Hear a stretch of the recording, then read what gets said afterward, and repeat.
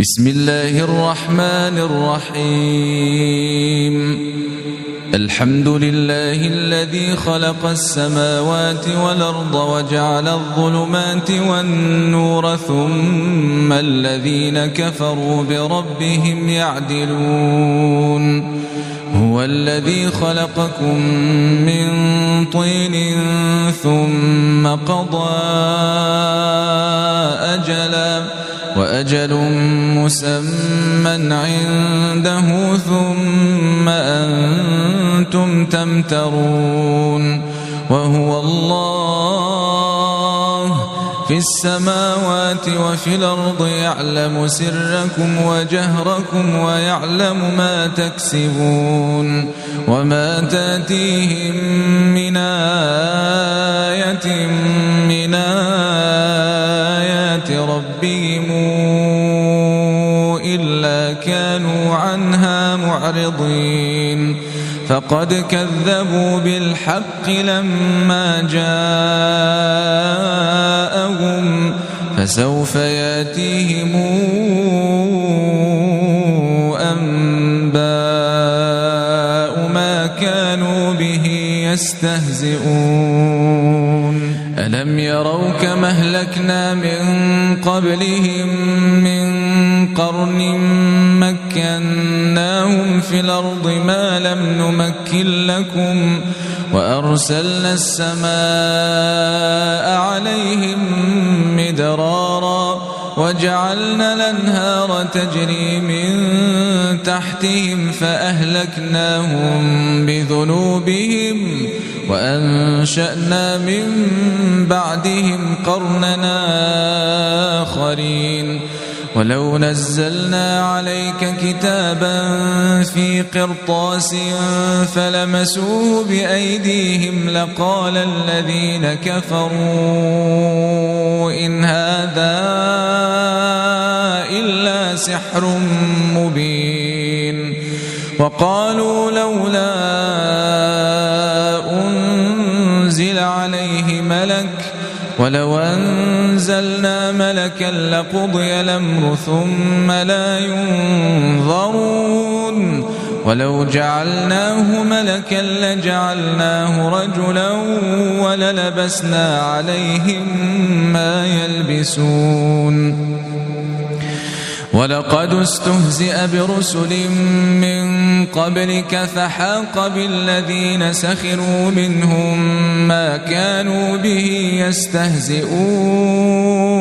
قل سيروا في الأرض ثم انظروا كيف كان عاقبة المكذبين قل لمن ما في السماوات والأرض قل لله كتب على نفسه الرحمة ليجمعنكم إلى يوم القيامة لا ريب فيه الذين خسروا أنفسهم فهم لا يؤمنون وله ما سكن في الليل والنهار وهو السميع العليم قل غير الله أتخذ وليا فاطر السماوات والأرض وهو يطعم ولا يطعم قل إني أمرت أن أكون أول من أسلم ولا تكونن من المشركين قل إني أخاف إن عصيت ربي عذاب يوم عظيم من يصرف عنه يومئذ فقد رحمه وذلك الفوز المبين وإن يمسسك الله بضر فلا كاشف له إلا هو وإن يمسسك بخير فهو على كل شيء قدير وهو القاهر فوق عباده وهو الحكيم الخبير قل أي شيء أكبر شهادة قل الله شهيد بيني وبينكم وأوحي أوحي إلي هذا القرآن لأنذركم به ومن بلغ أئنكم لتشهدون أن مع الله آلهة أخرى قل لا أشهد قل إنما هو إله واحد وإنني بريء مما تشركون الذين آتيناهم الكتاب يعرفونه كما يعرفون أبناءهم الذين خسروا أنفسهم فهم لا يؤمنون ومن أظلم ممن افترى على الله كذبا أو كذب بآياته إنه لا يفلح الظالمون ويوم نحشرهم جميعا ثم نقول للذين أشركوا أين شركاؤكم الذين كنتم تزعمون ثم لم تكن فتنتهم إلا أن قالوا والله ربنا ما كنا مشركين انظر كيف كذبوا على أنفسهم وضل عنهم ما كانوا يفترون ومنهم من يستمع إليك وجعلنا على قلوبهم أكنة أن يفقهوه وفي آذانهم وقرا وإن يروا كل آية لا يؤمنوا بها حتى إذا جاءوك يجادلونك يقول الذين كفروا إن هذا إلا أساطير الأولين وهم ينهون عنه وينأون عنه وإن يهلكون إلا أنفسهم وما يشعرون ولو ترى إذ وقفوا على النار فقالوا يا ليتنا نرد ولا نكذب بآيات ربنا ونكون من المؤمنين بل بدا لهم ما كانوا يخفون من قبل ولو ردوا لعادوا لما نهوا عنه وإنهم لكاذبون وقالوا إن هي إلا حياتنا الدنيا وما نحن بمبعوثين ولو ترى إذ وقفوا على ربهم قال أليس هذا بالحق قالوا بلى وربنا قال فذوقوا العذاب بما كنتم تكفرون قد خسر الذين كذبوا بلقاء الله حتى إذا جاءتهم الساعة بغتة قالوا يا حسرتنا على ما فرطنا فيها وهم يحملون أوزارهم على ظهورهم ألا ساء ما يزرون وما الحياة الدنيا إلا لعب وله وللدار الآخرة خير للذين يتقون أفلا تعقلون قد نعلم إنه ليحزنك الذي يقولون فإنهم لا يكذبونك ولكن الظالمين بآيات الله يجحدون ولقد كذبت رسل من قبلك فصبروا صبروا على ما كذبوا وأوذوا حتى أتاهم نصرنا ولا مبدل لكلمات الله ولقد جاءك من نبأ المرسلين وإن كان كبر عليك إعراضهم فإن استطعت أن تبتغي نفقا في الأرض أو سلما في السماء فتاتيهم بآية ولو شاء الله لجمعهم على الهدى فلا تكونن من الجاهلين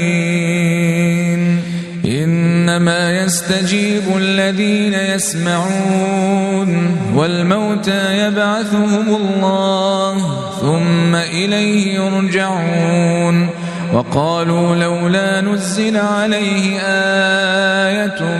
من ربه قل إن الله قادر على أن ينزل آية ولكن أكثرهم لا يعلمون وما من دابة في الأرض ولا طائر يطير بجناحيه إلا أمم أمثالكم ما فرطنا في الكتاب من شيء ثم إلى ربهم يحشرون والذين كذبوا بآياتنا صم وبكم في الظلمات من يشاء الله يضلله ومن يشاء يجعله على صراط مستقيم قل رأيتكم إن أتاكم عذاب الله أو أتتكم الساعة أغير الله تدعون إن كنتم صادقين بل إياه تدعون فيكشف ما تدعون إليه إن شاء وتنسون ما تشركون ولقد أرسلنا إلى أمم من قبلك فأخذناهم بالبأساء والضراء لعلهم يتضرعون فلولا إذ جاءهم بأسنا تضرعوا ولكن قست قلوبهم وزين لهم الشيطان ما كانوا يعملون فلما نسوا ما ذكروا به فتحنا عليهم أبواب كل شيء حتى إذا فرحوا بما أوتوا أخذناهم بغتة فإذا هم مبلسون فقطع دابر القوم الذين ظلموا والحمد لله رب العالمين قل رأيتم إن أخذ الله سمعكم وأبصاركم وختم على قلوبكم من إله غير الله ياتيكم به انظر كيف نصرف الآيات ثم هم يصدفون قل رأيتكم إن أتاكم عذاب الله بغتة أو جهرة هل يهلك إلا القوم الظالمون وما نرسل المرسلين إلا مبشرين ومنذرين فمن آمن وأصلح فلا خوف عليهم ولا هم يحزنون والذين كذبوا بآياتنا يمسهم العذاب بما كانوا يفسقون قل لا أقول لكم عندي خزائن الله ولا أعلم الغيب ولا أقول لكم إني ملك إن أتبع إلا ما يوحى إلي قل هل يستوي الأعمى والبصير أفلا تتفكرون وأنذر به الذين يخافون أن يحشروا إلى ربهم ليس لهم من دونه ولي ولا شفيع لعلهم يتقون ولا تطرد الذين يدعون ربهم بالغداة والعشي يريدون وجهه ما عليك من حسابهم من شيء وما من حسابك عليهم من شيء فتطردهم فتكون من الظالمين وكذلك فتنا بعضهم ببعض ليقولوا أهؤلاء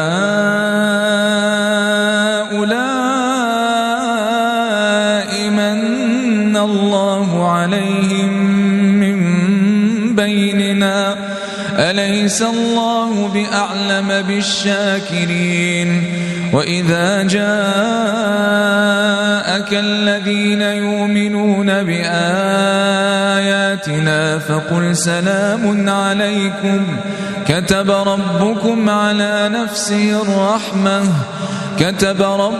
على نفسه الرحمة أنه من عمل منكم سوءا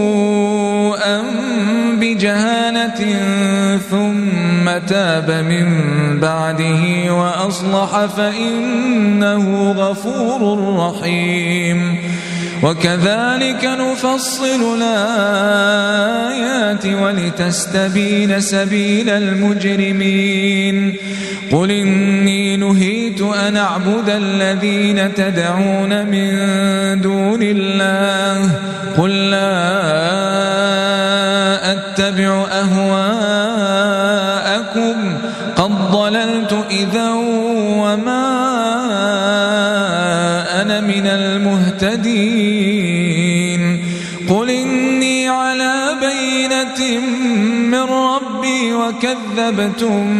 به ما عندي ما تستعجلون به إن الحكم إلا لله يقص الحق وهو خير الفاصلين قل لو أن عندي ما تستعجلون به لقضي الأمر بيني وبينكم والله أعلم بالظالمين وعنده مفاتح الغيب لا يعلمها إلا هو ويعلم ما في البر والبحر وما تسقط من ورقة إلا يعلمها ولا حبة في ظلمات الأرض ولا رطب ولا يابس إلا في كتاب مبين وهو الذي يتوفاكم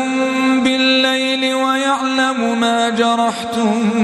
بالنهار ثم يبعثكم فيه ليقضى أجل مسمى ثم إليه مرجعكم ثم ينبئكم بما كنتم تعملون وهو القاهر فوق عباده ويرسل عليكم حفظه حتى إذا جاء أحدكم الموت توفته رسلنا وهم لا يفرطون ثم ردوا إلى الله مولاهم الحق ألا له الحكم وهو أسرع الحاسبين قل من ينجيكم من ظلمات البر والبحر تدعونه تضرعا وخفية لئن أنجيتنا من هذه لنكونن من الشاكرين قل الله ينجيكم منها ومن كل كرب ثم أنتم تشركون قل هو القادر على أن يبعث عليكم عذابا من فوقكم أو من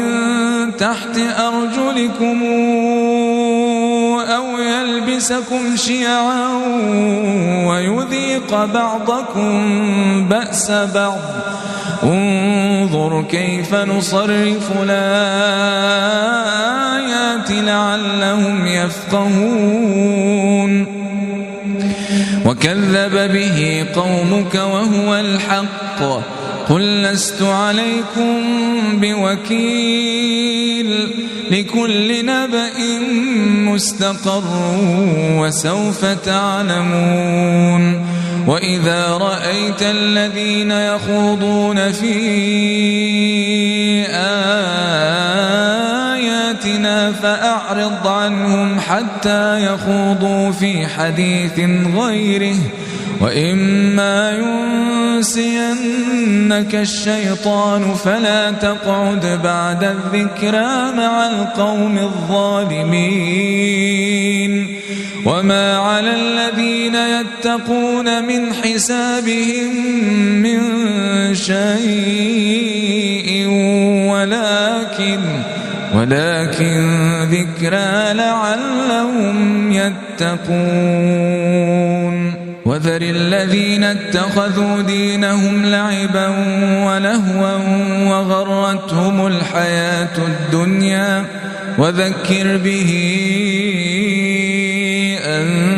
تبسل نفس بما كسبت ليس لها من دون الله ولي ولا شفيع وإن تعدل كل عدل لا يؤخذ منها أولئك الذين أبسلوا بما كسبوا لهم شراب من حميم وعذاب أليم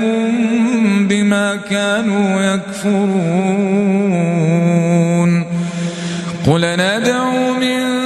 دون الله ما لا ينفعنا ولا يضرنا ونرد على أعقابنا بعد إذ هدانا الله كالذي استهوته الشياطين في الأرض حيران له أصحاب يدعونه إلى الهدى ائتنا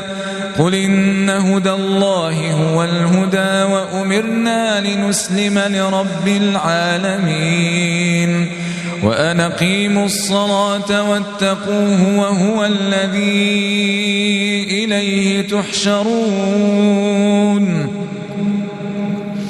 وهو الذي خلق السماوات والأرض بالحق ويوم يقول كن فيكون قوله الحق وله الملك يوم ينفخ في الصور عالم الغيب والشهادة وهو الحكيم الخبير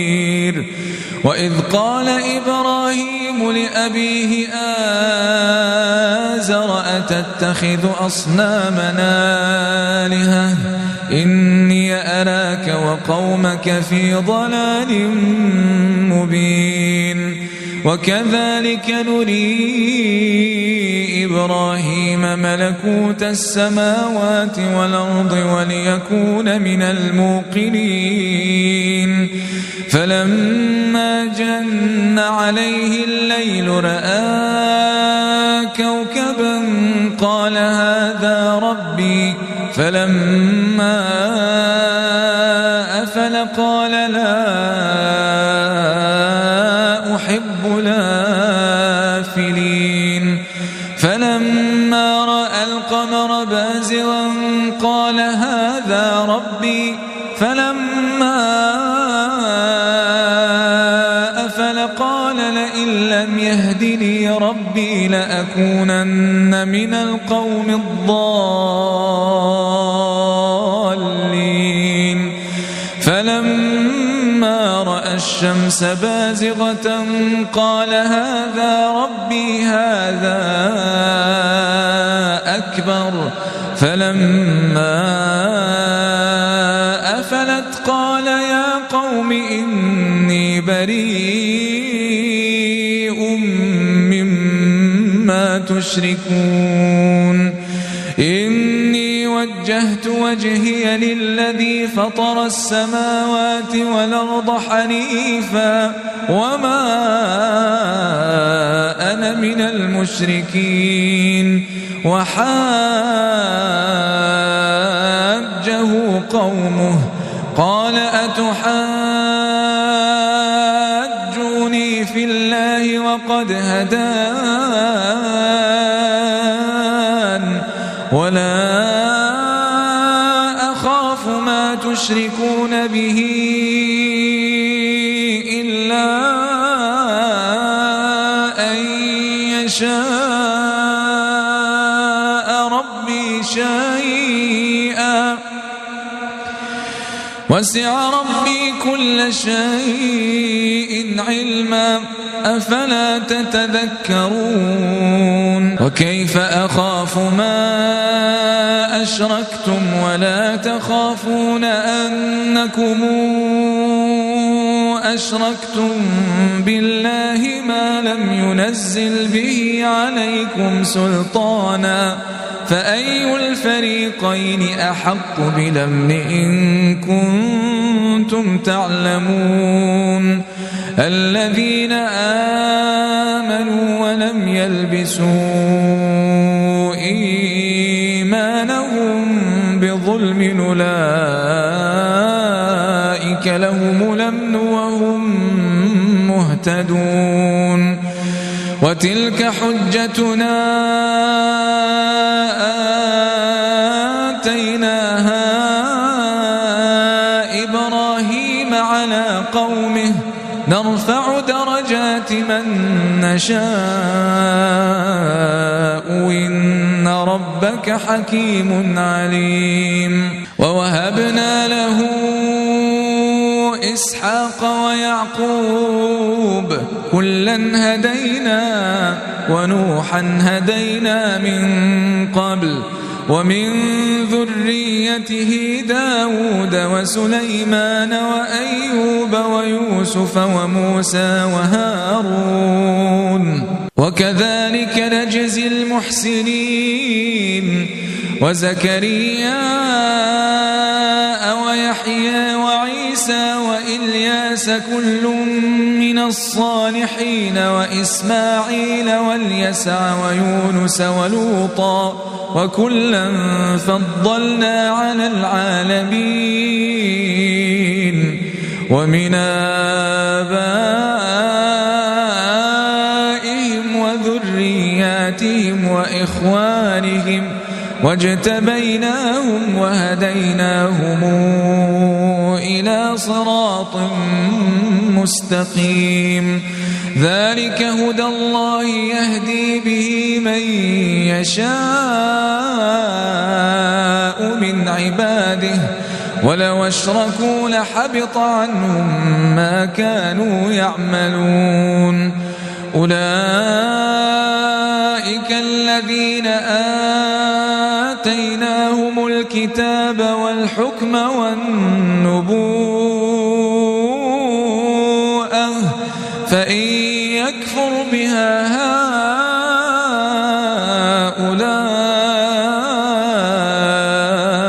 فقد وكلنا بها قوما ليسوا بها بكافرين أولئك الذين هدى الله فبهداه مقتده قل لا أسألكم عليه أجرا إن هو إلا ذكرى للعالمين وما قدروا الله حق قدره إذ قالوا ما أنزل الله على بشر من شيء قل من أنزل الكتاب الذي جاء به موسى نورا وهدى للناس تجعلونه قراطيس تبدونها وتخفون كثيرا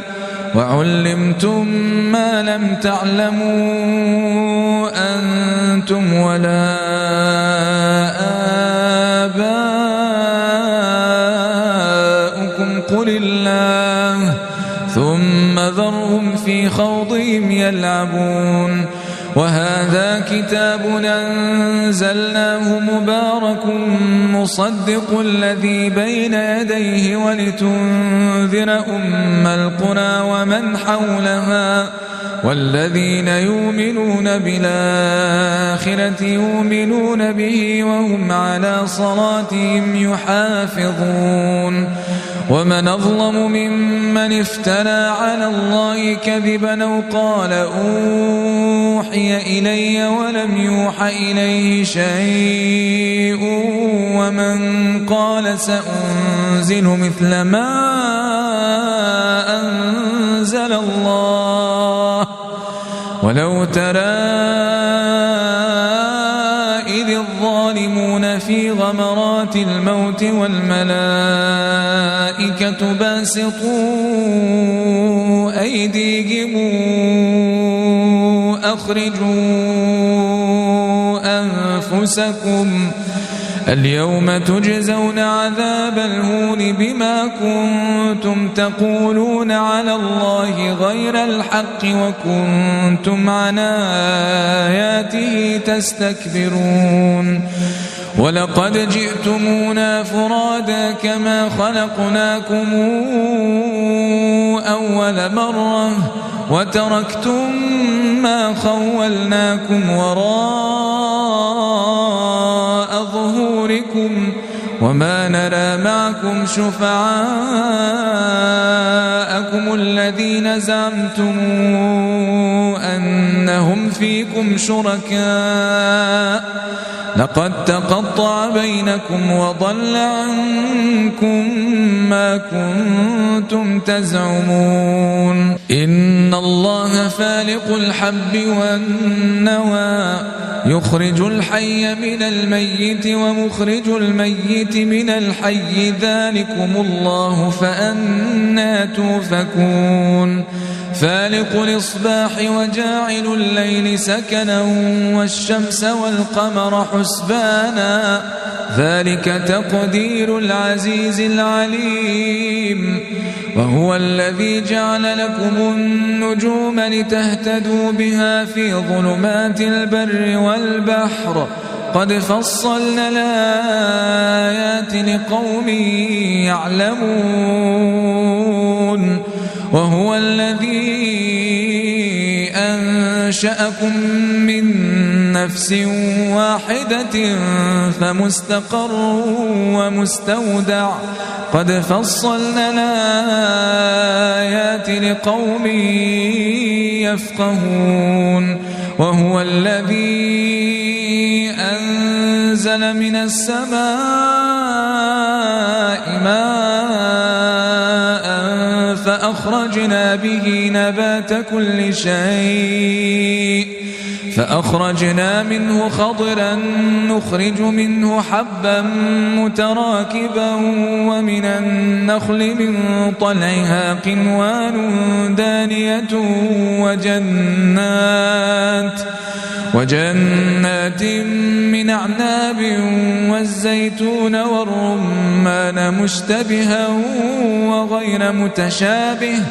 انظروا إلى ثمره إذا أثمر وينعه إن في ذلكم لآيات لقوم يؤمنون وجعلوا لله شركاء الجن وخلقهم وخرقوا له بنين وبنات بغير علم سبحانه وتعالى عما يصفون بديع السماوات والأرض أنى يكون له ولد ولم تكن له صاحبة وخلق كل شيء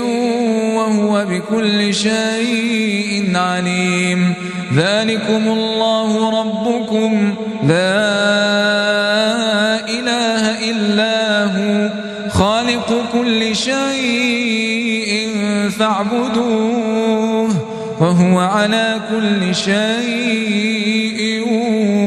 وكيل لا تدركه الأبصار وهو يدرك الأبصار وهو اللطيف الخبير قد جاءكم بصائر من ربكم فمن أبصر فلنفسه ومن عمي فعليها وما أنا عليكم بحفيظ وكذلك نصرف الآيات وليقولوا درست ولنبينه لقوم يعلمون اتبع ما أوحي إليك من ربك لا إله إلا هو وأعرض عن المشركين ولو شاء الله ما أشركوا وما جعلناك عليهم حفيظا وما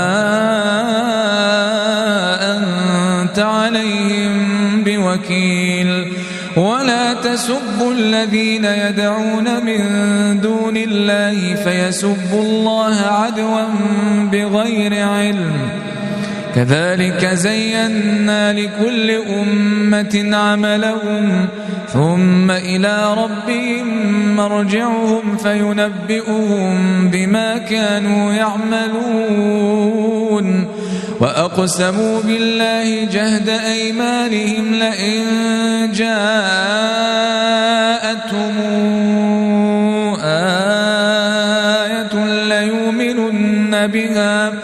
قل إنما الآيات عند الله وما يشعركم أنها إذا جاءت لا يؤمنون ونقلب أفئدتهم وأبصارهم كما لم يؤمنوا به أول مرة ونذرهم في طغيانهم يعمهون ولو أننا نزلنا إليهم الملائكة وكلمهم الموتى وحشرنا عليهم كل شيء قبلا ما كانوا ليؤمنوا إلا أن يشاء الله ولكن أكثرهم يجهلون وكذلك جعلنا لكل نبي عدوا شياطين الإنس والجن يوحي بعضهم إلى بعض زخرف القول غرورا ولو شاء ربك ما فعلوه فذرهم وما يفترون ولتصغى إليه أفئدة الذين لا يؤمنون بالآخرة وليرضوا وليقترفوا ما هم مقترفون أفغير الله أبتغي حكما وهو الذي أنزل إليكم الكتاب مفصلا والذين آتيناهم الكتاب يعلمون أنه منزل من ربك بالحق فلا تكونن من الممترين وتمت كلمات ربك صدقا وعدلا لا مبدل لكلماته وهو السميع العليم وإن تطع أكثر من في الأرض يضلوك عن سبيل الله إن يتبعون إلا الظن وإن هم إلا يخرصون إن ربك هو أعلم من يضل عن سبيله وهو أعلم بالمهتدين فكلوا مما ذكر اسم الله عليه إن كنتم بآياته مؤمنين وما لكم ألا تأكلوا مما ذكر اسم الله عليه وقد فصل لكم ما حرم عليكم إلا ما اضطررتم إليه وإن كثيرا ليضلون بأهوائهم بغير علم إن ربك هو أعلم بالمعتدين وذروا ظاهر الإثم وباطنه إن الذين يكسبون الإثم سيجزون بما كانوا يقترفون ولا تأكلوا مما لم يذكر اسم الله عليه وإنه لفسق وإن الشياطين ليوحون إلى أوليائهم ليجادلوكم وإن أطعتموهم إنكم لمشركون أومن كان ميتا فأحييناه وجعلنا له نورا يمشي به في الناس كمن مثله في الظلمات ليس بخارج منها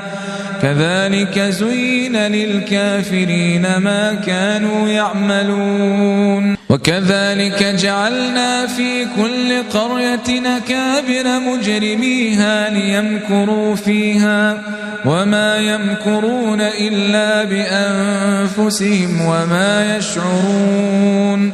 وإذا جاءتهم آية قالوا لن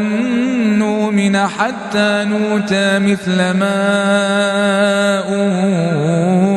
أوتي رسل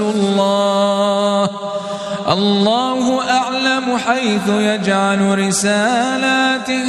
سيصيب الذين أجرموا صغار عند الله وعذاب شديد بما كانوا يمكرون فمن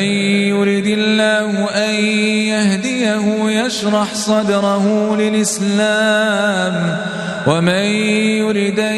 يضله يجعل صدره ضيقا حرجا كأنما يصعد في السماء كذلك يجعل الله الرجس على الذين لا يؤمنون وهذا صراط ربك مستقيما قد فصلنا الآيات لقوم يذكرون لهم دار السلام عند ربهم وهو وليهم بما كانوا يعملون ويوم نحشرهم جميعا يا معشر الجن قد استكثرتم من الإنس وقال أولياؤهم من الإنس ربنا استمتع بعضنا ببعض وبلغنا أجلنا الذي أجلت لنا قال النار مثواكم لكم خالدين فيها إلا ما شاء الله إن ربك حكيم عليم وكذلك نولي بعض الظالمين بعضا بما كانوا يكسبون يا معشر الجن والإنس ألم ياتكم رسل منكم يقصون عليكم آياتي وينذرونكم لقاء يومكم هذا قالوا شهدنا على أنفسنا وغرتهم الحياة الدنيا وشهدوا على أنفسهم أنهم كانوا كافرين ذلك أن لم يكن ربك مهلك القرى بظلم وأهلها غافلون ولكل درجات مما عملوا وما ربك بغافل عما يعملون وربك الغني ذو الرحمة إن يشأ يذهبكم ويستخلف من بعدكم ما يشاء كما أنشأكم من ذرية قومنا آخرين إنما توعدون لآت وما أنتم بمعجزين قل يا قوم اعملوا على مكانتكم إني عامل فسوف تعلمون من تكون له عاقبة الدار إنه لا يفلح الظالمون وجعلوا لله مما ذرأ من الحرث والأنعام نصيبا فقالوا هذا لله بزعمهم وهذا لشركائنا فما كان لشركائهم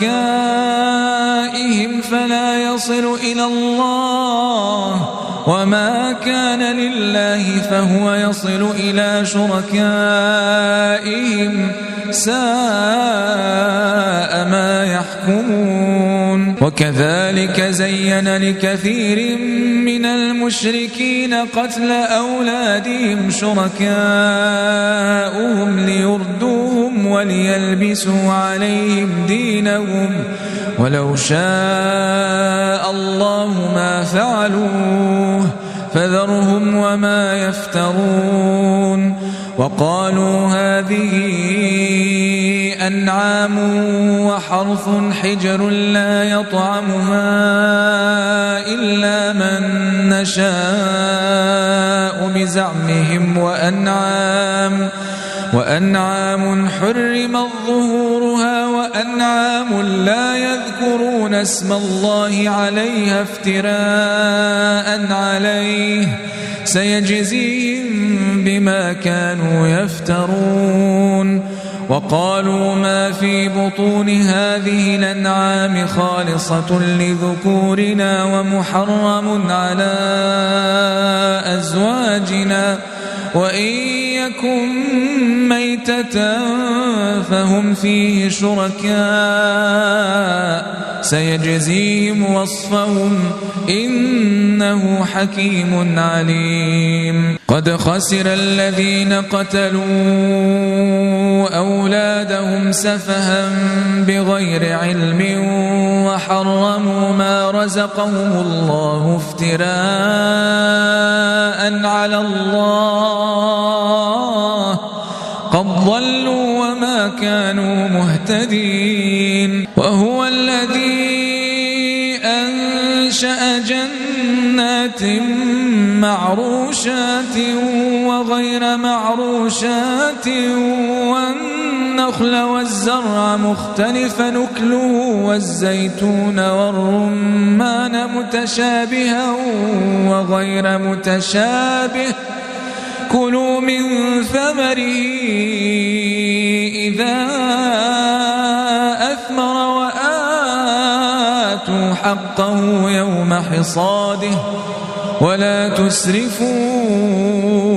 إنه لا يحب المسرفين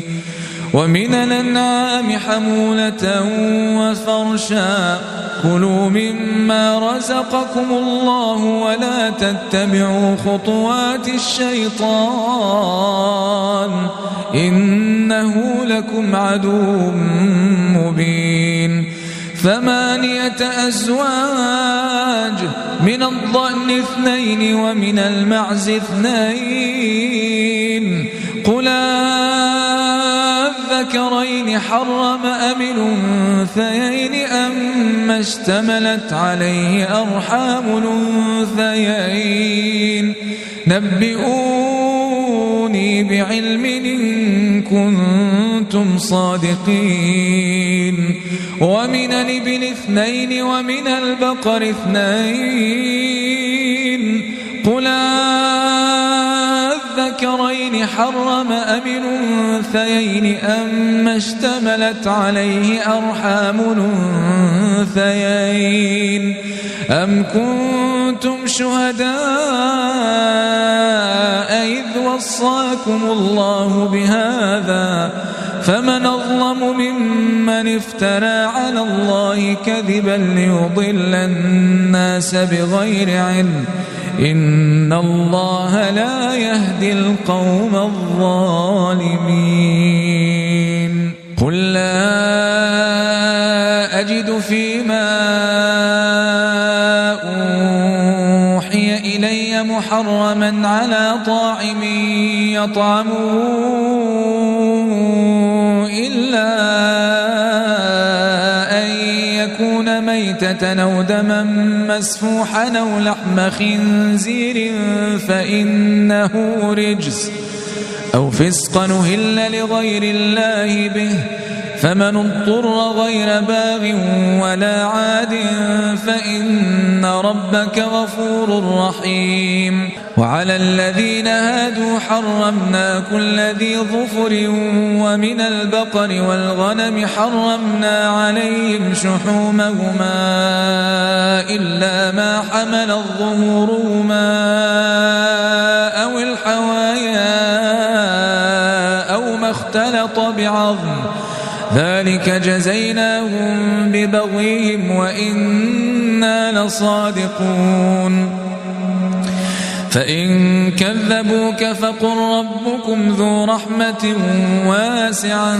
ولا يرد بأسه عن القوم المجرمين سيقول الذين أشركوا لو شاء الله ما أشركنا ولا آباؤنا ولا حرمنا من شيء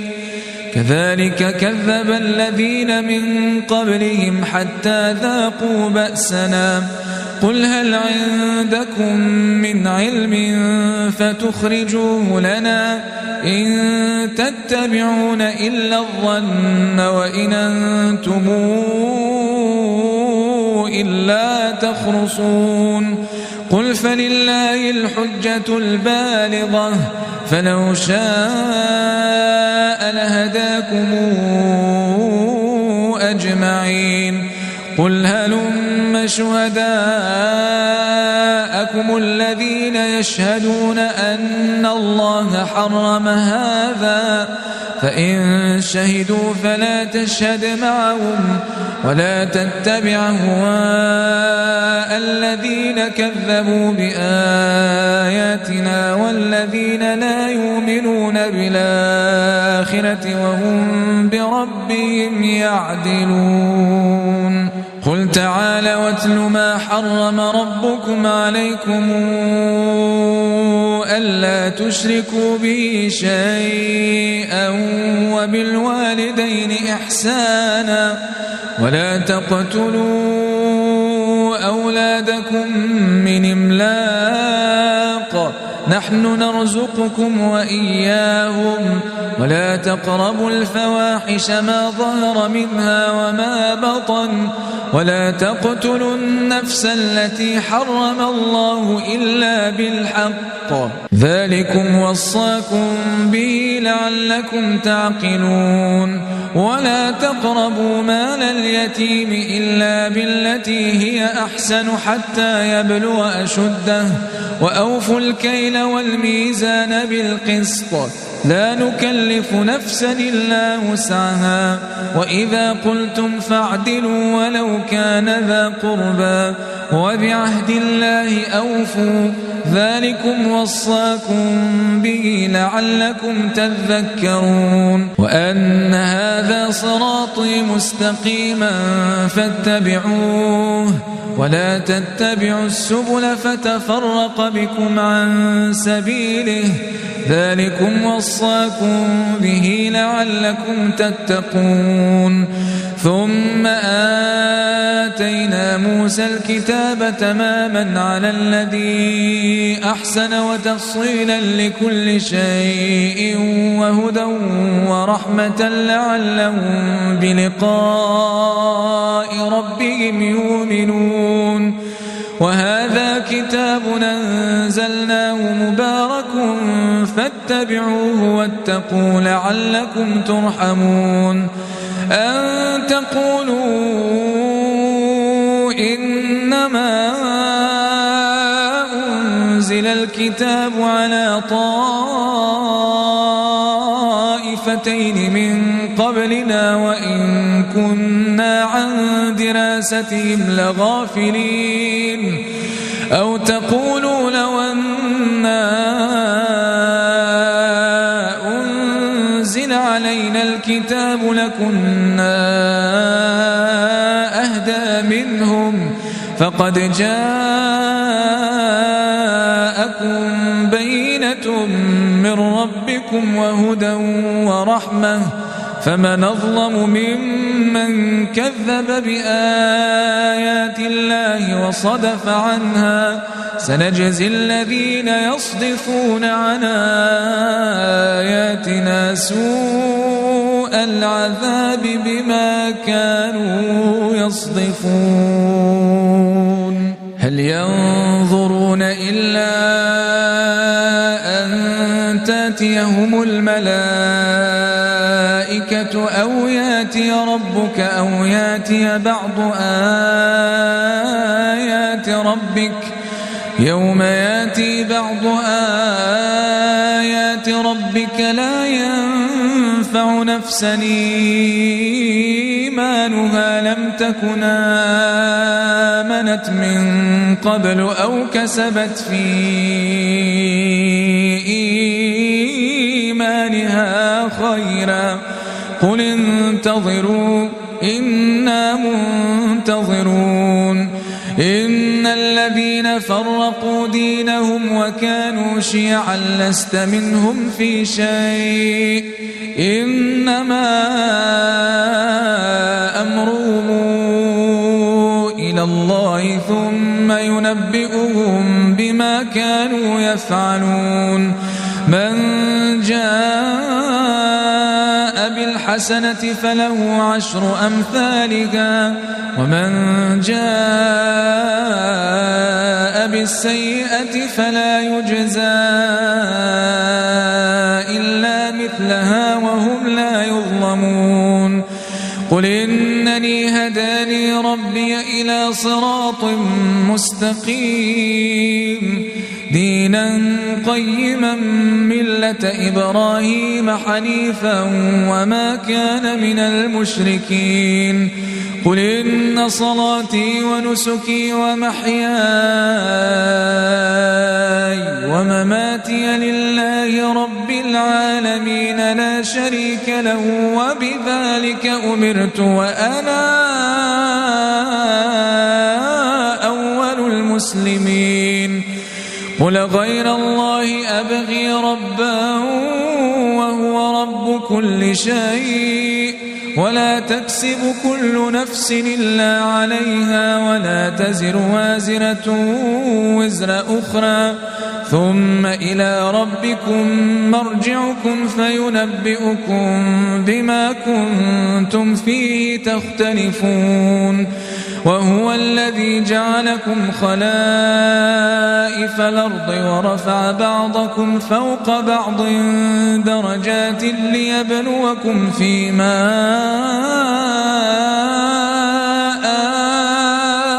آتاكم إن ربك سريع العقاب